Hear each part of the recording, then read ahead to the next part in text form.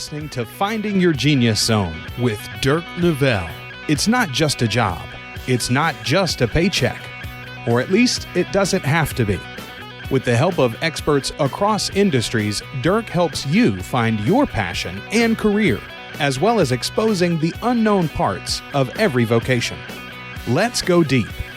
Let's find your genius zone right now. Here's Dirk Nevelle. Hey, welcome to the show. This is Dirk, and on with me today is Scott Rerucha. And I've been really excited to have Scott on. Scott was a little history between him and I. He was the reason I got into the mortgage industry. Gosh, 22 years ago. We used to play hoops at the Bellevue Club, and I always liked Scott. And I started kind of, thinking about a career that would allow me to leverage my contact database. And I reached out to Scott, and before you knew it, I was part of his company, the Legacy Group. So I spent, I think maybe 15 years at the Legacy Group. And then I did a little stint with Legacy Group Capital. But Scott is a guy that is as dialed in as anybody I know. And, when you talk about the zone of genius, people doing what's natural, Scott is like, he fits that description very well. And so his experience is going to talk a little bit about the mortgage industry, banking, and really running a company. And then, dealing with market issues, and then maybe kind of pivoting to a different type of lending platform, which he's doing now. So I'm going to throw it back at Scott. Scott, welcome to the show, and thanks for being here. No, thanks a lot, Dirk. And yeah, going back into time, I remember playing basketball with you on the court when you were just out of high school. And, I was kind of watching you, and I knew one thing about you back then. You knew a lot of people, you networked really good. And the one thing I was really always the smartest about in my business was finding the right people to bring in that were natural sales type of guys, because that's what I'm used to running is sales organizations and building up businesses. And so you were one of those guys, and obviously you became one of our top guys for years and had a really, really successful business. And it was all about building relationships. And I knew you knew how to do it. And I cherry picked guys, as you knew, off the basketball court to do that came in that I saw that had the same kind of things that you had. So it was awesome.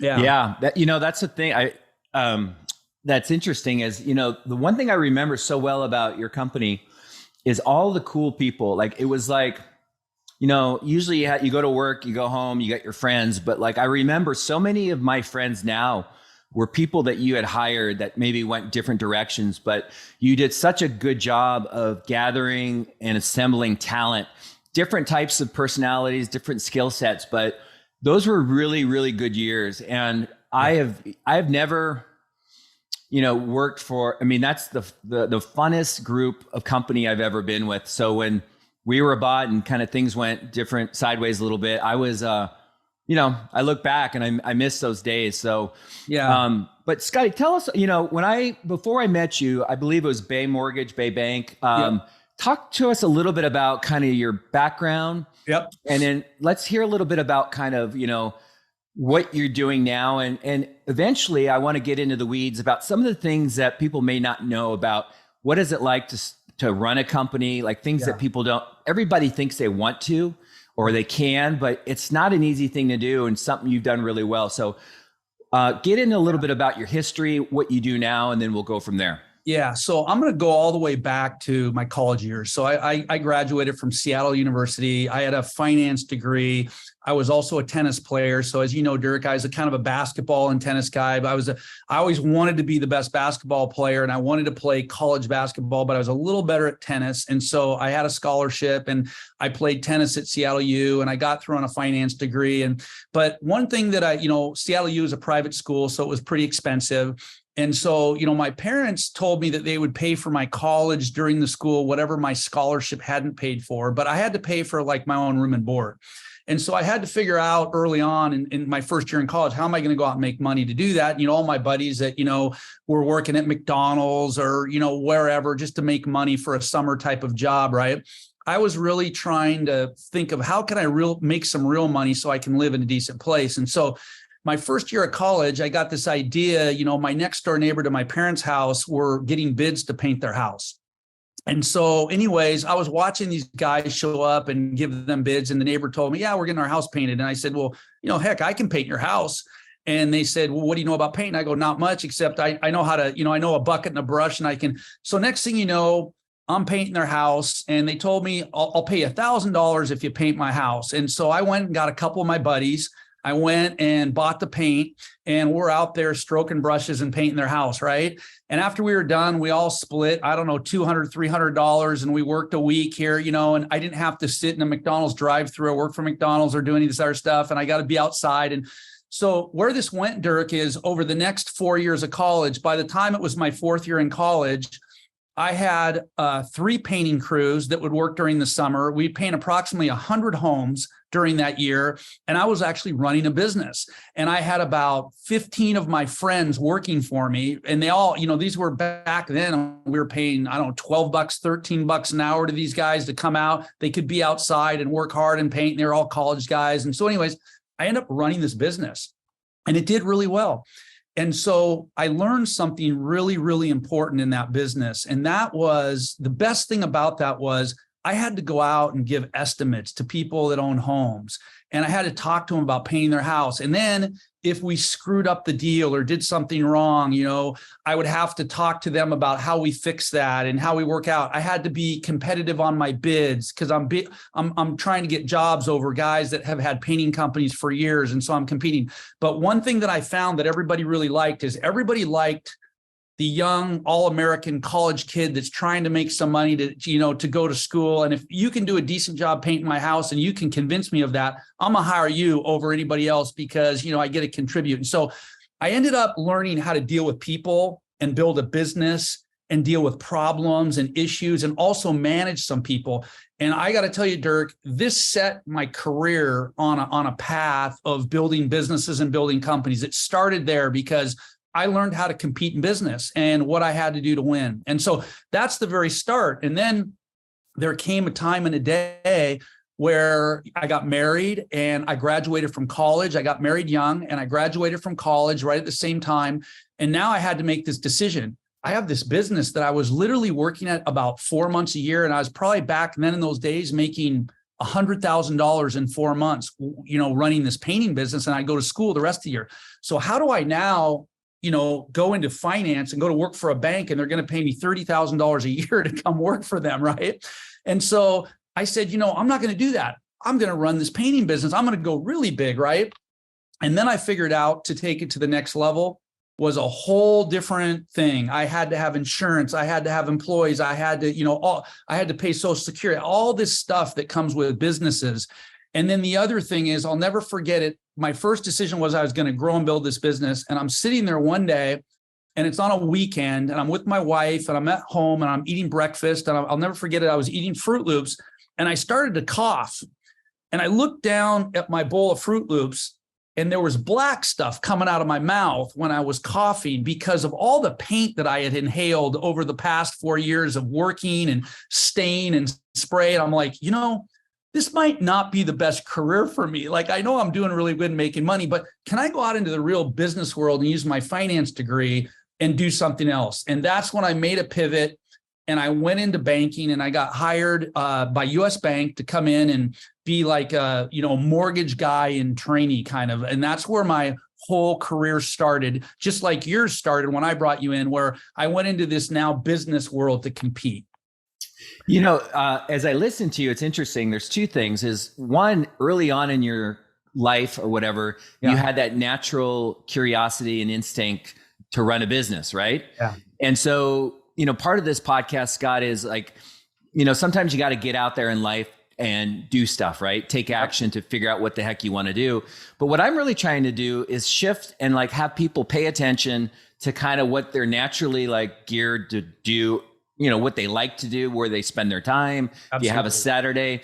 And so you had visibility into that at an early age. And then the other thing you said was that I've never really thought of is, running a business can mean a lot of things based off of how big a company. So you had a painting company, you wanted to scale that. And then that really changed the nature of, or I should say the complexity of running a business. So I think it's important for people watching and listening to Scott right now is to understand that running and owning a business can mean a lot of different things based off of how big or how small you want to be. Yes, absolutely. And Dirk, where I would go with that too is one of the things, I grew up in sports and athletics. So that was part of my background, right?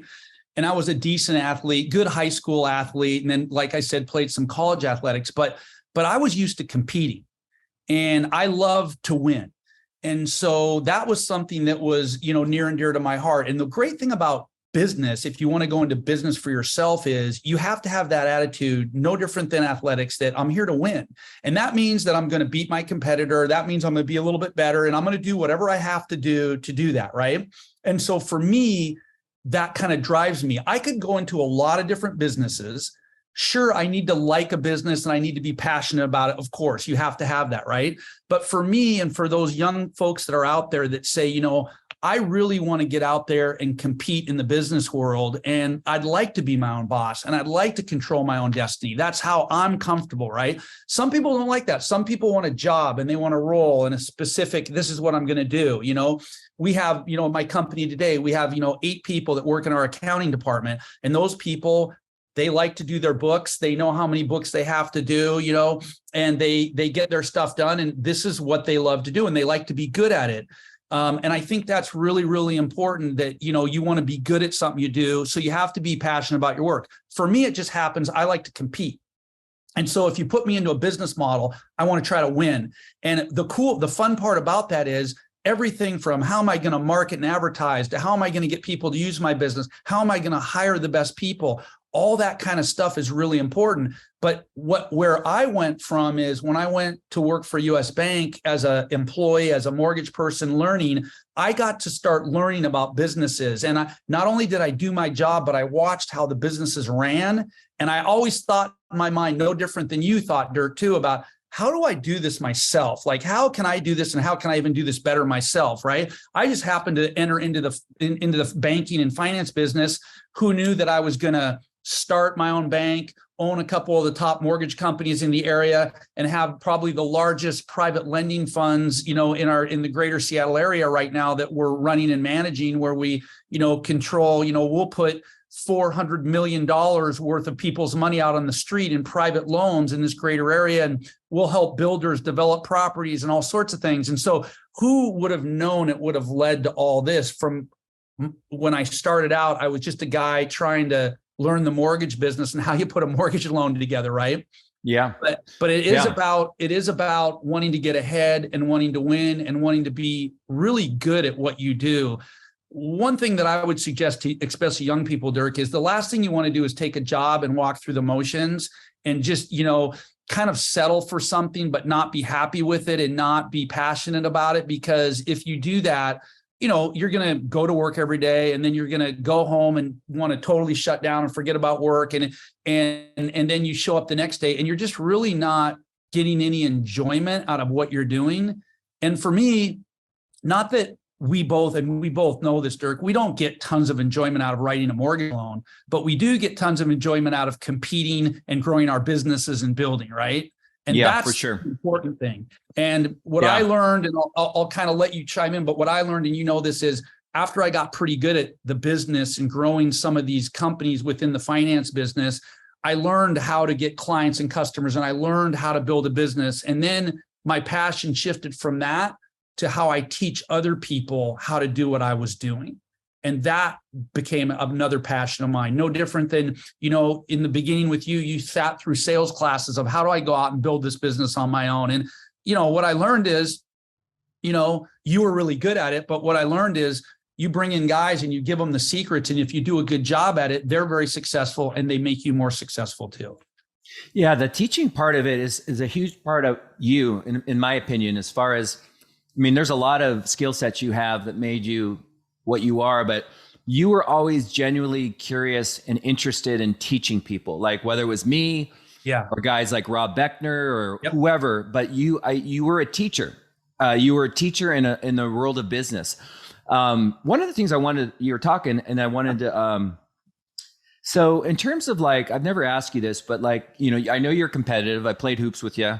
Yep. I never really was able to shut you down unless I fouled you, which I like to foul people. But what is it about a job? For me, it's interesting. I didn't realize when I was going through school, my dad was very about money and comparing. And so my definition of success was really my dad's. And I didn't know that till I kind of got later in my career, but I was all about money and, what looked good and et cetera. But like, as I become older, freedom has been like probably the biggest thing that is the most important thing to me in a career.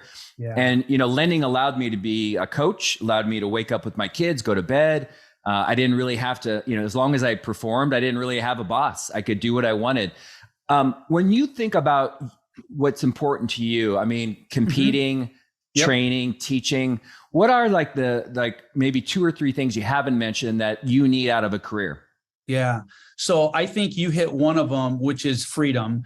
I'm no different than you. Once you experience freedom, it's very hard to give it up. And, you can spend time with your family. You can also work late when you want to work late, and you can, put in whatever kind of hours you want. When you're in control of your own destiny, I think that's where people are comfortable. That's where people like me are comfortable. Some people aren't as comfortable with that because they feel a little out of control. Like they even though they have complete control, they don't have confidence that they can go and do that. By the way, anybody can. It's just you need the confidence and you need the drive to be able to do it. And trust me, you can do it. It's not that hard. But freedom is super important for me. The other thing that became important to me over time was, like you said, money in the beginning, the shiny penny is what always interests you in the beginning. And it did me. Like, I wanted to go make money and become rich and, look down on everybody else and be like, I'm up at a higher level. But you soon figure out that money is not really where it's at. And, money will come if you're very successful anyways. You don't need to worry about that. But what is important to me is that, and in my career, is that if you can lift other people up, and if you can provide, to me, the secret to success, or the definition of success, is how much more value I provide to others than over what they provide to me. So whatever that delta is, that's how I measure my success. And oh, by the way, if you do that in any career that you have, and that works for companies too as well. If I work for a company, if I provide a lot of value to that company, more than what they're providing to me, in the end of the day, it will come back to me, right? There's a lot of young people that are out there, because I hire lots of people, and they have not been taught that, nor have they grown up that way. I get college students that come in here that graduated from great colleges or whatever, and have had great kind of high school and college careers. And they come to me and they want to run the company in like 2 weeks. And they think that they're capable to do that, right? And I say, you got to start down here and you got to work your way up. And for some reason, there's sometimes entitlement or belief that I need to be here quicker, where I'm telling you, you need to come in and you need to start here, and you need to learn everything about a business and become valuable to that company. And trust me, if you do that, the rewards will all be there. There's some people that don't want to do it because they don't believe the rewards will be there. But I'm telling you, it's a natural law. If you provide more value, whether it's to a person or to a company, it will come back to you. And that's my first thing that I would say, to young people in their careers, is don't get sidelined by, oh, I'm at this job and I feel like, I'm underpaid and they're not appreciating me and this and that. Just provide value, and trust me, it will all come back to you. And so for me, what I learned in my career is, and what also motivated me that I need is, not only did I understand that and I was willing to do that, you can pay me at the end because I'm going to provide all this value to you, and then I'm in a really good spot. But then once I learned that, for me, it was all about, how do I help other people learn the same thing? And, I like watching guys like you that came in the day that I met you. You couldn't even spell the word mortgage, right? And then I can fast forward 5 years later, and I'm watching you stand up on a stage receiving a trophy over hundreds of mortgage guys, and you're number one, right? There's nothing more. You can't give me any amount of money that will wipe that away. That feeling that like I had at that time, even though it was great for you, but for me, it's an awesome feeling. And if you're going to build a career, you have to have all these things in mind, because you have to help others. You have to help businesses, and that value will all come back. I love that. I love that. So as you talk, I'm thinking, the cool thing about the mortgage industry is there's a lot of different skill sets that it's comprised of. You have people that maybe are introverts that are in accounting or processing, or people that, whatever. So there's room for about every type of personality there is. Yep. But since I'm interviewing you and you have a sales background and now a management background, what kind of advice would you give? Like, let's just say you get some young guy or gal coming out of school and they want to run a mortgage company, or they think they do, or want to run a real estate financing, some kind of, division of it. Knowing what you know now, you've had a lot of years of experience. What is it that, any surprises along the way, like anything that you like, oh man, I didn't see this coming? Because one of the things about you is, I think like success is based off of, it's like a popularity contest. People with the most friends wins. And even in your investment world right now, like, so many people that like you and trust you and know you're credible. And that has translated to a lot of money that's been invested into your funds. Absolutely. So like, I don't think people really think about that when they're young, about how well they're connected and do people like them. And so what are some things though that maybe surprised you that are really important to be part of what you're doing right now? And maybe in the same token, maybe you've seen people come in and not do so well. Like, who wouldn't fit in your world? Yeah. So, one thing that I would address for you that I've learned that I think is super important for people to learn that they don't really think about. What a lot of people, especially younger ones that come in that want to run a business or be an individual salesperson, be really successful, they get this plan and they want to go execute a plan and they figure everything out. And a lot of it's probably pretty good. But one of the things that they leave out that they don't think about is, for instance, if someone wanted to start a business or start a mortgage company, I would say, if you ask me what's the number one important thing that you can do, it wouldn't be what they would be doing. The number one important thing you could do is go out there and form a bunch of strategic relationships that you have, because nobody builds a successful career or a company without others. You don't do it by yourself. And I don't care how good you are. I don't care if you're Bill Gates. I don't care who you are. When you build a company, you're building it with other strategic business partners that are helping you, because it's impossible to do on your own. And so, that being true, one big task that you have in front of you is, how do I go get these strategic relationships that I'm going to build? No different than you, Dirk. When you were building your mortgage business, you had some leaders that you would go out and that became a part of your business. And they might have been friends, but now I got to build them into my business model, and I strategically have to do that. So that is like the number one focus, more than, what my company's name's going to be or where I'm going to put it or, how I'm going to go. I need to build relationships. And so what we teach is, how do you do that best? How do you go out and build these strategic relationships so you're not wasting time or spinning your wheels? But don't think for 1 second that you can go out and do this on your own without any help, because a lot of people have pride. Well, I don't need help from all these people. I'll figure it out myself. It's going to take too long. Too many people have already done it that know the answers that you need. Go get the answers, get the relationships, and then build your business. So great advice. So I'm thinking that could mean something different for a loan officer or a producer versus somebody like you as a manager who runs the company. Throwing it back at you as the guy who runs the show, what are some examples of some of those strategic relationships that are so crucial? Yeah. So I'll tell you right now. So this, Dirk, but we're in the city of Seattle here. And so, we're in Bellevue, which is a suburb, but, in the greater Seattle area, you can walk into most banks that are in this area. And I have strategic relationships with most bankers around here that run banks that can potentially lend money to our business. I have the CEO of Columbia Bank, who is a friend of mine, who, is a partner. Columbia Bank happens to be our biggest lender. We're borrowing hundreds of millions of dollars from them. And we're actually their biggest client in the bank as of right now. And the reason is because some of those strategic partnerships that were formed years and years ago, which we wouldn't be doing what we're doing with them if they didn't believe in us and they didn't have that kind of relationship. So there's a lot of people that think that relationships don't matter as much in this day and age because everything's on the internet and you can get things quickly. And like, I'll relate it to the mortgage business. Oh, I can go online and I can go shop rates and I don't need Dirk because I can go shop 50 lenders in like a minute and find out who's the best. But I'm here to tell you that's not the way it works. What it really comes down to is relationships that you formed. That's how business is done.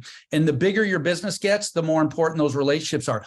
So for me, it's strategic partners as bankers and builders and people on the real estate side of things. I took time to form those relationships. And by the way, this can be as small as I'm coming out of college and I'm looking for, I want to be a CPA and I'm an accountant and I want to get a good job at a big firm, right? So, hey, I still need to go out and form a few strategic relationships with people that have the inroads to those jobs that I'm actually looking for. So maybe it's my dad's friend who's a CPA at a certain firm. And, I'm going to reach out and form a relationship with that guy. And I can actually leverage off that. And it just snowballs like this. And, as you reach out to one, it leads to another. Next thing you know, you have a whole network that's behind you and helping you grow, whether it's your job or your company. And without that, I'm telling you, to be successful, I haven't seen anybody ever do it that way. It's very difficult to do on your own. And people just don't think of that. They think that, hey, I got a great GPA out of college. I got a great education. Everybody's going to want me. I'm going to go out and interview. But, the problem is you're going to lose the job to the other guy that networked through his fraternity buddy and met the guy in the company and he's getting the job, right? Even though his GPA was less than yours or whatever. So it is about networking and building relationships. Yeah, I don't know. I'd be so curious to know how many of your contacts were from the hoop court at the Bellevue Club. I mean, you must have met, going back to Omar Parker, yes. I mean, all these people like, and when you talk, this is the thing that like the clarity that I'm trying to get inside a 24, 25-year-old brain is, let's just say you want to get into management or sales or whatever kind of business, you can be a business that's going after, like if in my earlier days when I worked for Yahoo and Mark Cuban at broadcast, I was selling to people I didn't know. Right. There was no stickiness. These were VPs of marketing, whatever. Like I wouldn't bump into them. They didn't know me. They didn't know my parents, whatever. Yep. And then there's B2C, business to consumer, where you're in a world where, and this is important to understand, is if you have a large network of people, and usually I say the people that like you and respect you, and if nobody likes you, then you're probably screwed. But if you have a good network that you've developed organically over the years through sports, school, whatever, there's a lot of opportunity to leverage that, and not in an Amway way where you're like making money off your friends. But at the end of the day, when it comes to buying a home, somebody needs to go to some place to buy a home. For sure. Mean, why not you? So I think it's really important. What you're really saying in my mind is you've chosen a career that allows you to leverage your database, and you were a very popular social guy. And I think it's important to kind of just, think about who you are and what your true skills are. Because if you're moving to a new city and you don't know anybody, you might have an upward battle to try to like build a good business if you're going to get in our space. Absolutely. Well, and this is, I think when you're growing and building, and I'll take it back to when I was young, I was no different than you, Dirk. I was a member of the Bellevue Athletic Club here in Bellevue, right? Which is kind of a high-end athletic club that a lot of business people went to and played. I was a basketball player, so I'd go there and play noontime hoops like when you and I played. But when I was really young and I was, in my 20s and I was going there, and I had to join that club and spend some real money, which I probably didn't really have at that time, to go join that club. I did join that club. And I had a lot of other younger people that go, God, I'd love to be at that Bellevue Club, but it costs too much. I'm going down to the 24-hour fitness or, whatever. But I spent the money to be there because I was a little smarter than the next guy, because I knew what was going to happen once I was there. I was putting myself around the people that I needed to be around to form these strategic partnerships with and relationships. So even though I paid a bunch of money, when I was in the mortgage business, half of my business came right out of that club.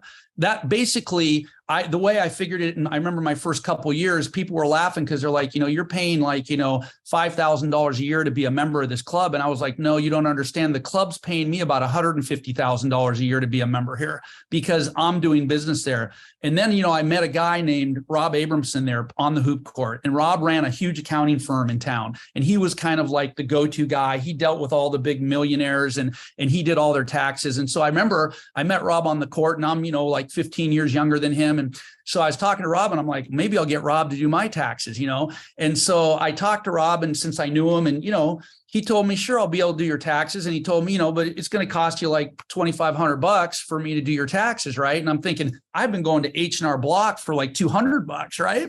I don't really have the money to spend $2,500, but I did it. And Rob and I became friends.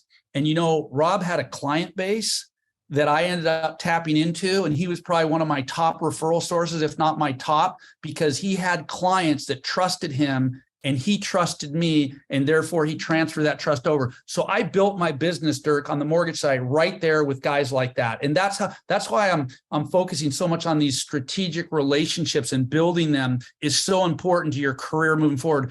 Don't forget about that. You got to get good at that. And if you're not good at it, you need to get good at it, and you need to get trained on how best to do that. Yeah, that's something I'm glad you brought that up, because you introduced me to one of my closest friends who was a coach. And I think you saw potential in me, but I was kind of, maybe not maxed out, but I was kind of limited. And then you introduced me to Tim Brahim, who was also a close friend of yours and a really good producer. And I remember Tim taught me, there's really only two things you should do: talk to people who need money, and talk to people who know people who need money. And so that really became clear for me. And for people that are getting into like a business where you're going to be selling to a consumer, what Scott's talking about is so important. It's like, you can go like, Michael Shane, for example, Sammamish Mortgage does a lot of lead gen, but I would rather develop 10, 15 relationships with professionals like CPAs, financial advisors, builders, realtors, because they are talking to people, and you can scale your business. Because if you're trying to do one-off, you're only going to get so far. So Scott, you also taught me that, and that's really important. But the thing that's interesting is it starts with relationships. And before you probably even knew they were going to be strategic or they were going to help you in your career, you were just a good guy that liked people and you were fun. And so it's important to like realize that friendships, relationships someday could translate to something very important. For sure. And Dirk, the other really key piece, and we've all heard this before, but it's about surrounding yourself with successful people. If you surround yourself with successful people and you spend time with them, that is going to bleed off on you. Okay. Now, if you surround yourself with people that are not very successful and they're sitting at home playing video games all day, or they're just partying or whatever, guess what that's going to do for you? You're going to be, you tend to exude what people around you have. And so for me, it was important to get around the right kind of people, because they can elevate you. It's kind of like a baseball player going to play in the big leagues. Once you get your shot in the big leagues, it will elevate your game, because you are now playing against the top competition, right? When you're not, it's easier not to focus and not to be as serious or whatever. But that when you're around the right people, you up your game to that level too. And so you want to be around the people that actually push you and the people that do well, because, and I know this is true for you too, Dirk, is that, when you're around those people, then you start looking at yourself and you go, this guy's really good at that. I could be better at this. I need to be better at this. I want to be more successful. This guy's really successful. And it becomes, again, for me, there's a little bit of competitive nature in there, like there is for a lot of us, but where it comes back to is that they push me. And so no matter what I do, what business or who I'm around, what's really important is I'm around people that will help lift me up and make me better. Because if you're not around them, again, it's really tough to lift yourself up alone. That's very hard to do. Yeah, you are who you are around. Someone said that one time. Yep. And I'm part of the coaching group, right now under Tim, and I've taken a little break from it, but I was part of it for 11 years, and there was probably 50 mortgage professionals that, from Florida to Maine to California. And some of these guys and gals were like the best I've ever seen. I was like, I shouldn't be in this group. Initially my insecurity kicked in, and I thought, I'm not enough. I'm not doing what these guys are doing. And then over time, I realized, it's like this whole zone of genius, like those that really separated themselves. The common denominator was they loved what they did.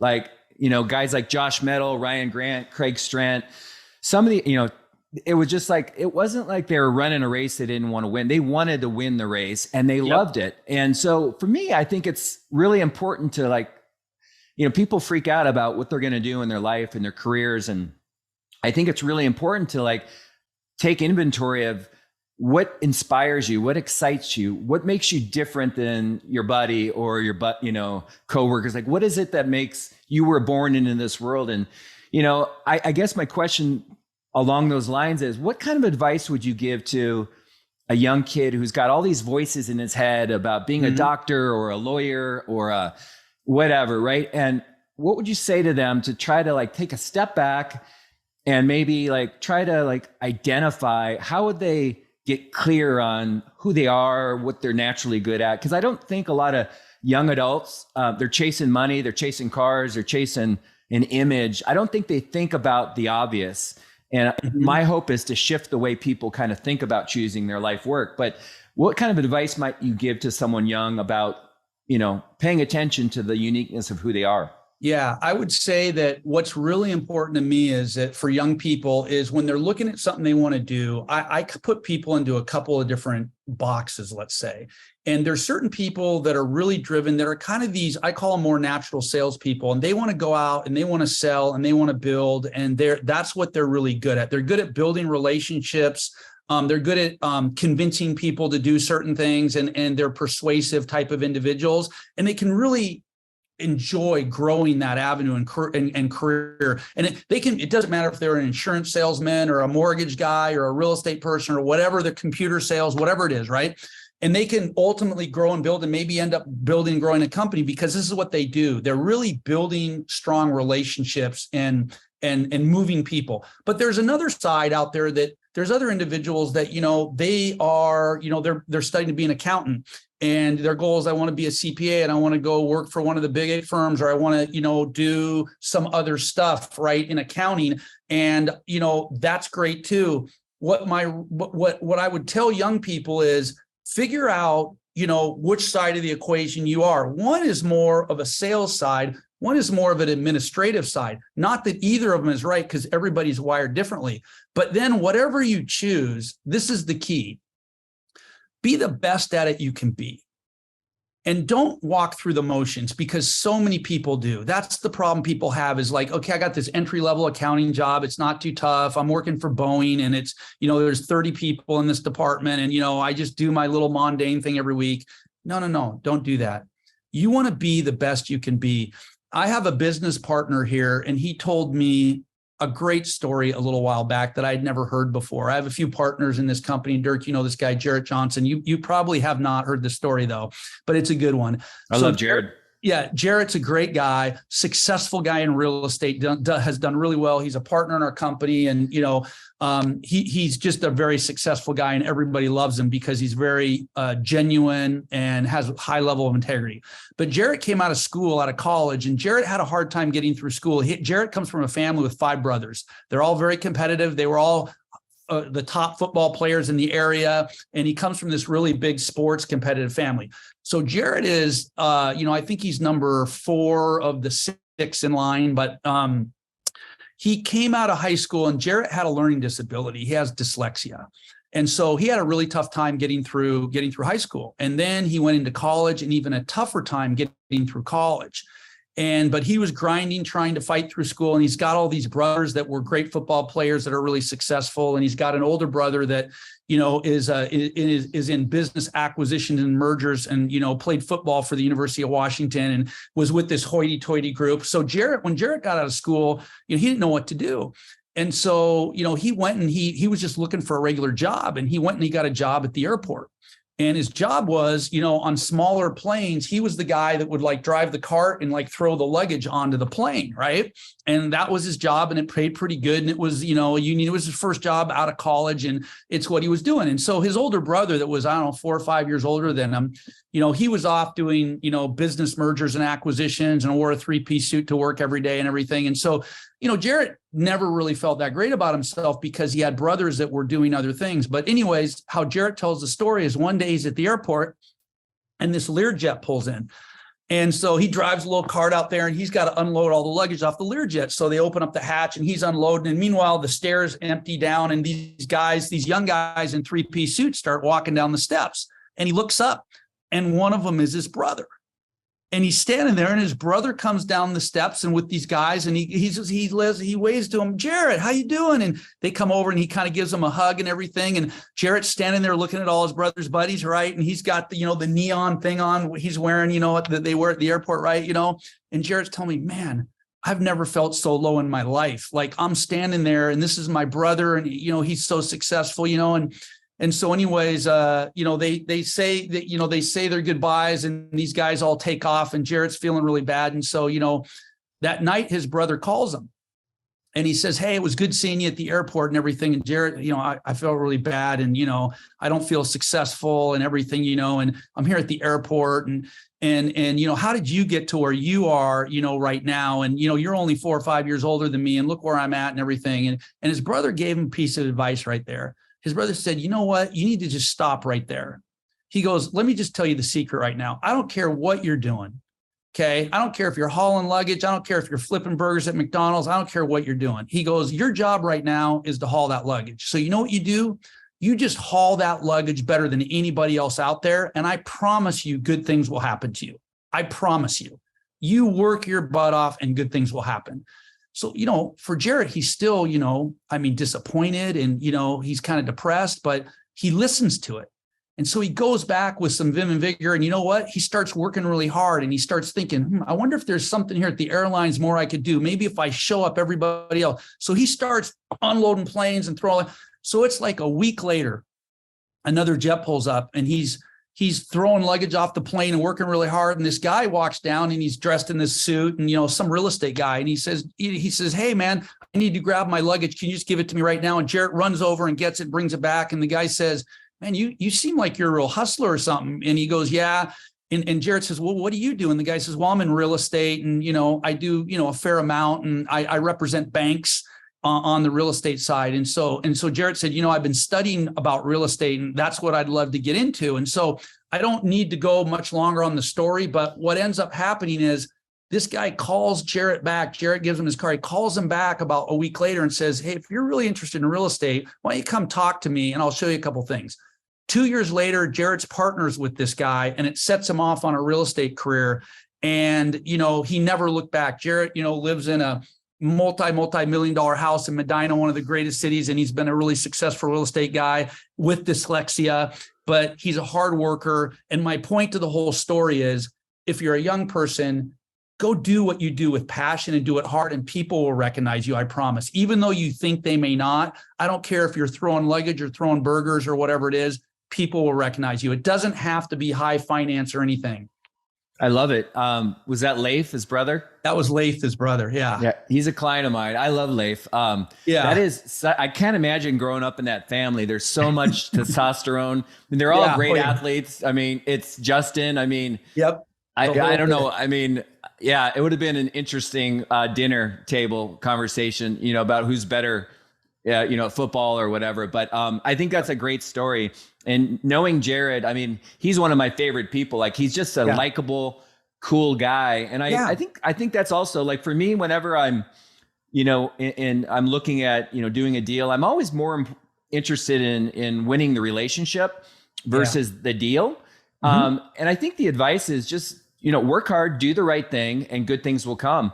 For sure. Not to dwell on the negative about your business, but is there anything like whether you're from a producer standpoint or you want to run a company that you would be like, throw caution a little bit to somebody like that maybe they're not a good fit if they're interested in getting into this industry? Is there anything that you've seen like, if this is something that's an issue for you, like I had a client or a guest the other day talking about working in Silicon Valley, and he talked about just big business politics and, just lack of control and having to, play the game, et cetera. And if you're an individual free spirit, it may not be the right fit. Is there any type of advice you might want to give to somebody that might be really excited, but maybe you might want to caution them a little bit?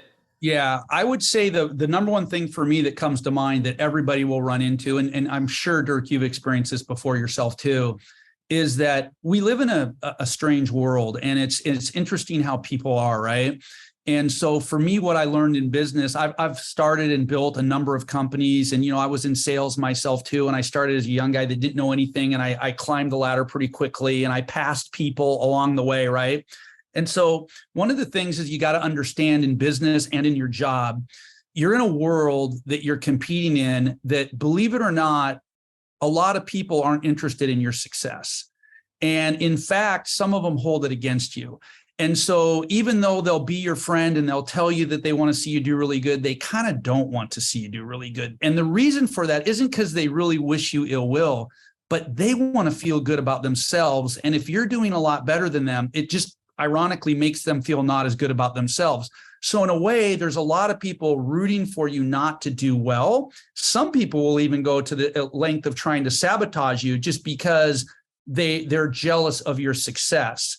There are a few people that can really, really open heart type of people that, that want to be around people that are successful and root you on. You will have some friends and family that'll be like that. But in general, most people just aren't as interested in your success and really will be jealous of it. And that will come out because you might be surprised they might not be willing to help you or want to help you.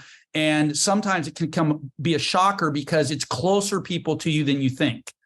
And so you just have to understand this is a dynamic that when you're successful in business, we're in a world that would like to hold you down, necessarily not lift you up. And the main reason is because by you being super successful, sometimes make others feel not as successful.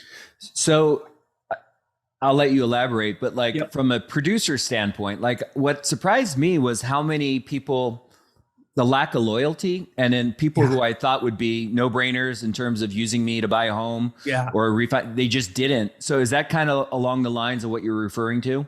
That's kind of along the lines. Yeah. It's both colleagues, people that you're working with, friends, and again, these are your friends. So you think, my friends, they really want to be a part of my success, but everybody's struggling with their own thing, and everybody, wants to, do better. And, it's just the dynamic that if somebody else is doing better than them, it can't help but just make them not feel good. And by the way, people, they just want to feel good. And so one of the ways that you counteract this and that you can really do it is by helping lift others up and become a part of their solution, not a part of their disappointment, right? And how you do that is some of the things that you've learned, share it with them, because then you become together, you're kind of trying to lift each other up. But I've seen so many situations where I've had people go, come to me and go, God, I feel like a loser because, my buddy from college, he's running this big company and look where I am, and I just don't feel good. And it's almost like, this disappointment because the bar's been set so high. But if I'm that guy that is reaching success, instead of touting it over everybody, I'm trying to lift other people up around me because people see that and then they start buying in. And next thing you know, that guy that really wasn't your buddy or your supporter is now working for you and helping you build something up. And, all the way back to my painting business, I had, 15 guys out of high school, all my buddies, everybody worked for me, right? And we had a great little business that was making a ton of money. And, they got to go outside and work in the summertime and not be inside somewhere. And it turned out to be a great thing for everybody. But, had I been off on my own, running my painting company, making all this money and driving up in my new car when they were still all just these, college kids, they probably would have held it against me. Yeah, that's really interesting. I can relate. I mean, there's a lot of things that surprised me about the mortgage business that I wish I was clearer on, which is kind of one of the reasons I started this podcast is, you spend a lot of time, money, energy. I mean, you probably work more than you do anything else in life, so you might as well enjoy it. So as we kind of wrap this up a little bit, there's a couple questions I usually like to ask my guests. One of them is, if you could go back to being 23, 24, I mean, you have so much knowledge. Would you do it again the same way, or would you choose a different profession? I mean, I know a lot of your skill sets would get utilized in a different, industry, but what would you do if you did it again? So that's such a great question. It's, people ask that question all the time. And my answer is kind of twofold there. One is I'm really happy with what I've done. And I've made mistakes like everybody. So, if I could go back and change a few things, for sure, there is mistakes being made because we'll all make them because we get stronger from those. But, Dirk, I used to think about, like, when I was in high school, I don't know why I thought about this, but I used to always think about being a doctor. And I think the reason I thought about being a doctor is I'm good with people, and people usually relate to me, and I like to help people. And so I always thought that what a great way to help people. I could be a doctor and really help people, like heal them and do all that, right? But where I'm at right now, I've often thought about that, but where I'm right now is I run a company, a private lending company. And what we do at our company is one of a couple things. We have our own money that we lend out, and it's niche type of lending that banks and credit unions and other people can't do. So we're serving the market in a way that almost nobody else is. And we also run, as you know, a couple big real estate funds.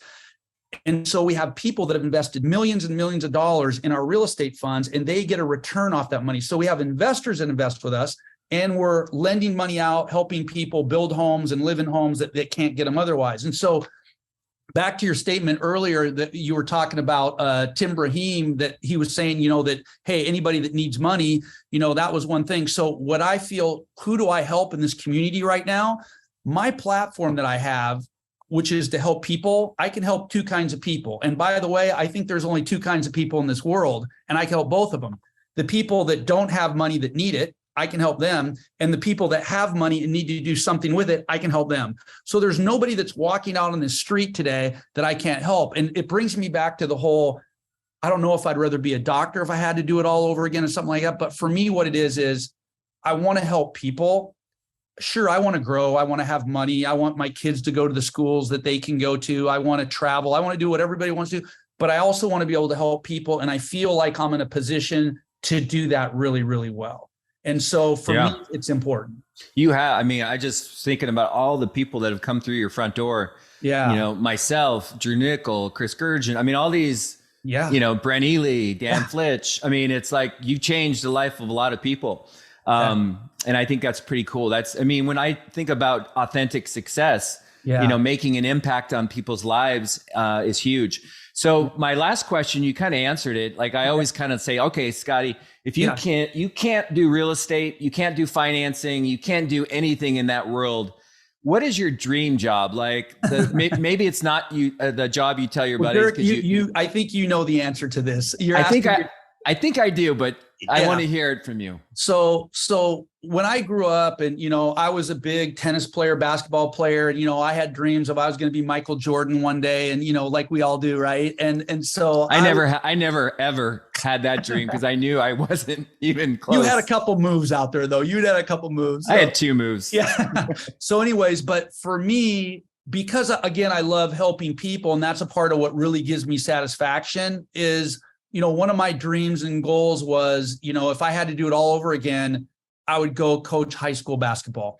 And when I say that, because I've said this to you before, but a couple reasons. I love to coach young people and mentor them and grow them and watch them do well. I also love the younger kids, the junior high and high school kids, because they're really raw and they're fresh and they still believe, and you can really motivate them, and you have the biggest chance of shaping people's lives at that point. And I coach basketball for 20 years, and I coach AAU teams and some pretty high level teams. I've also coached kindergartners too, and just showed them how to dribble a basketball. And for me, the reason I say high school is because you're finally to a point where it's very competitive. So you can get your competition on. You can also help mold kids and lives. And I got to say, greedily, the reason that I didn't follow that passion is because I knew there was not much money in that.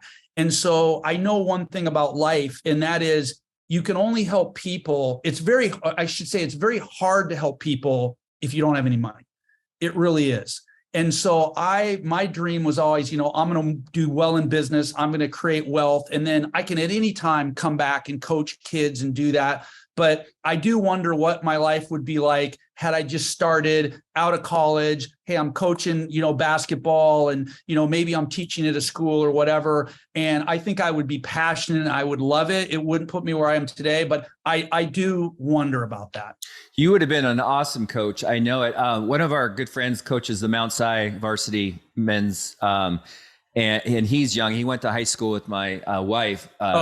Jason Griffith, but he's one of the best coaches in the state, and Mount Si he's turned that program around. But I've always enjoyed coaching myself. I think you talk about the high school age. It's like you have this opportunity to get in these kids' minds, like at a ripe age of, where they're curious and you can really make an impact. But I think the cool thing that you talked about that I really want to address is, a lot of people struggle based off their attachment to money.